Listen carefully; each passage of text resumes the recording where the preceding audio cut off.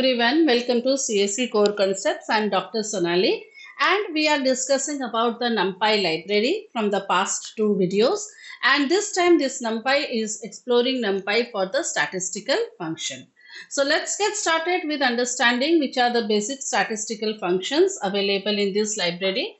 So basically we have the mean and max, okay, that is a mean and a max. What is A? A stands for the array for along the specific axis. Okay, so array that axis max and axis min. Axis, if you remember, axis if you don't specify anything, it will find out from the whole range. If it is 0, it is column wise. Otherwise, for 1, it is row wise.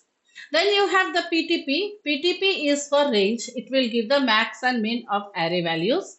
Percentile, okay, NP min, median, standard deviation, variance, and average. So these are the basic functions. So let us explore few of them, right? So here already I have inserted some weights I have given. These are in floating 50.7, 52.5, 50, 58, and like this I have given some values. Now let us print the mean and the max value. Okay, mean and max value. So what functions you are going to use over here to print the mean and max? That is, you will be printing the a mean using the function a mean and a max. For range, you are going to use the function PTP, right? So let us write down NP dot a min, and you have to pass the weights, right? Then you have NP dot a max. Okay, then it is weights. Fine. So this will print the mean and the maximum value. Similarly, you can always print your values like NP dot PTP. Then you can have your okay, it will give weights. Okay, then you can have your variance. For variance, it is NP dot variance. Then you can have your standard deviation STD. So NP dot standard deviation weights. Alright. So these are all the values, right? So it is printing you all the basic statistical values. Now, if you want to generate some random numbers, so there is a module, NumPy's random module is there. Okay, this module will help you to provide a list of functions by which you can generate some random numbers. Sometimes random number generation is important for simulation, cryptography, machine learning application, right? So this will help you using this. Now you can mention some of the arguments while having. Let's say for example, I want to generate 5 random numbers, okay, in the range of 0 to 4, right? So this is how I am giving it. So it will give me a range of 5 random numbers, right? In the range of 0 to 0 to 5. Okay, so let's give it. Let's check it out. So yeah, NumPy I have already done. So I can say array is equals to NP dot random dot rand function. Okay. Now I can give some arguments. Now yeah, I want to generate integer. So I can give some arguments 0 to 5. Right. And I can simply print array. Right. So 1. It is generating only one random number. Now if you want to generate, yeah, so you have to give 0 to 5 is the range between which you want the random numbers, and how many random numbers you want, that is 5. So it has generated you 5 random numbers in the range of 0 to 5. Now you can create a matrix also of random numbers. Let's say if you want to create a matrix of random numbers ranging from 0 to 9, and you have to give the size also. So size is equals to, let's say it is, you can say 2 comma 3, right? So a matrix of size 2 comma 3 will be created of containing random numbers between 0 to 9, right? Now if you are using distributions, then a normal distribution, let's say, what is it? So if you are using a normal distribution, so you generate one random number from standard.normal distribution, the library. with a mean is 0 and standard deviation is 1.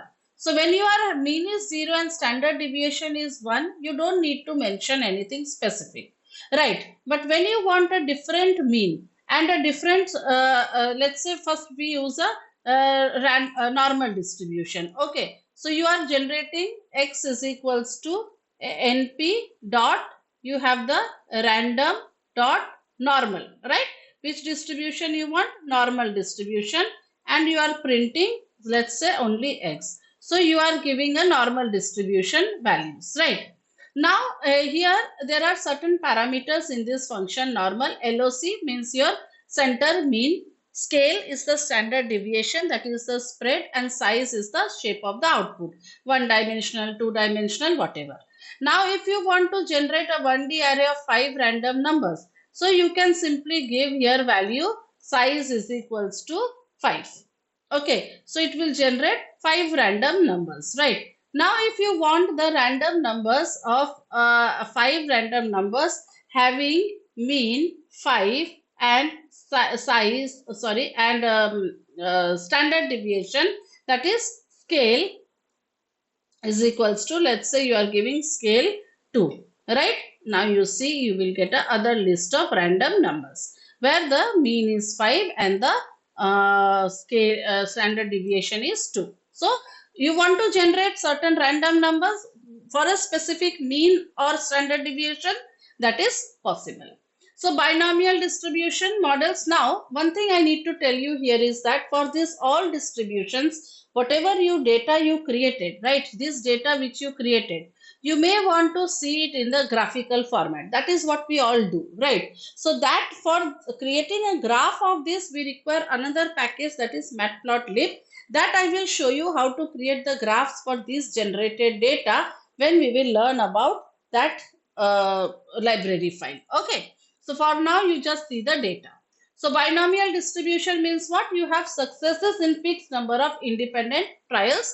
So every trial has two outcomes. Either you have success or failure. So that is why it is a binomial. So if you want to generate one binomial random value using 10 trials, you have to give how many trials? Like tossing of a coin. Okay, it is mostly using tossing of a coin, some defect detection, probability based experiments where you have two probabilities like that. So how many trials you want to give? So this is the binomial distribution where you have to mention the number of trials and the probability of success, right? So if you are creating, let's say x is y, okay, now I can say by is equals to np dot random dot binomial distribution, right? Where n is equals to, I am saying 10 trials, and what is my success rate? P is should be equals to, let's say 0.5, right? And I can print this binomial values. So it will help me in generating some values, right? Right. So it will help me in generating these values. Let us print it separately.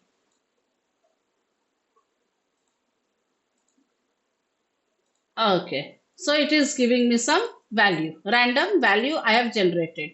One random value I generated. Okay, you can generate multiple random values also, as I told you. Now Poisson distribution. Poisson distribution means what? How many times an event occurs within a fixed interval, where the average occurrence rate is lambda, right? So it is like customer arrival. How many customer arrived in within half an hour? You give a time interval, right? Every half an hour, the rate of arriving of customers, or call center after every hour, how many complaints are coming, website visit, all these are done using the Poisson distribution. So if you want a Poisson distribution, you have to give the value of lambda. Lambda is the occurrence rate, that is this one, right? So in Poisson distribution, you have the two arguments, lambda and the size, means how many random numbers you want to generate. You can generate one dimensional, you can generate two dimensional also. So let's say Poisson distribution is equals to np dot random dot Poisson. Okay, and you can mention your lambda rate is equals to, let's say 5, and size is equals to 10. And you can print Poisson distribution values, right? For all these generated values, you can generate graphs, right? That is also there. Then you can have your size as a 2D matrix also, let's say 2, 3.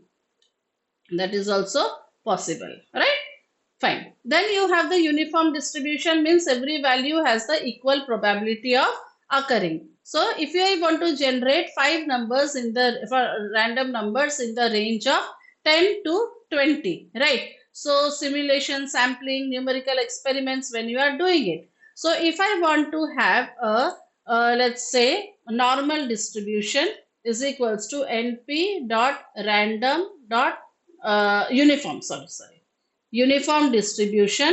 So it is np dot random dot uniform, right? And what are the arguments you have to give? The range, that is, let's say 10, 20, and you have size is equals to, let's say I want it 1D only. Okay, so print this one distribution.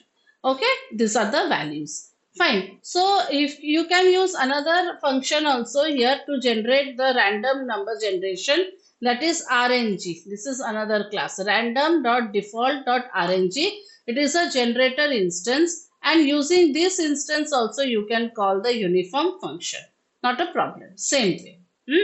Then you have exponential. So it is continuous probability distribution.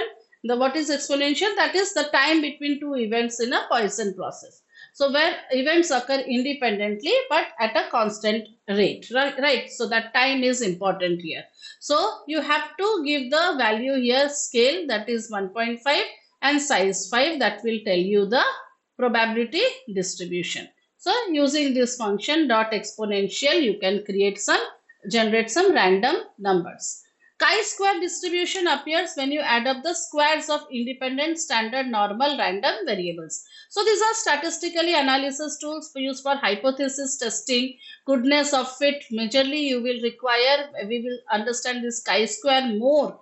We will see in the results when we will apply the machine learning functions, right? So chi-square will give us goodness of fit, that how much good your model is fitting to the data, or do you need to change the model parameters, right? Variance testing, statistical modeling. So for performing this chi-square, you have this function chi-square, which will help you. Now in this you have df, the argument. What is df? Degrees of freedom. So that is will help you to control the shape of the curve. So same thing, but the argument, see, in every distribution the arguments are changing, nothing else. Like in exponential you have to give the value of scale, in random uniform you have to give the range, right? In lambda you have to give for Poisson distribution. For binomial you have to give the number of trials and the probability of the success. So every time the argument is changing, rest the function name is almost same as the name, right? So for all these functions, whatever random numbers are generated, and for other data also, how to generate the plots, that we will see when we will discuss about the plotting library file. So stay tuned for this informative video, and in the next video is going to be very interesting, because we will be discussing the pandas library. Pandas is what? Python analysis, right? So when you are doing analysis using Python, analysis of data using Python, that is used by Python or pandas library. So very, very interesting. We will learn how to read the files, how to extract the files, everything. So don't forget to like, share and subscribe to CSE Core Concepts. Thank you.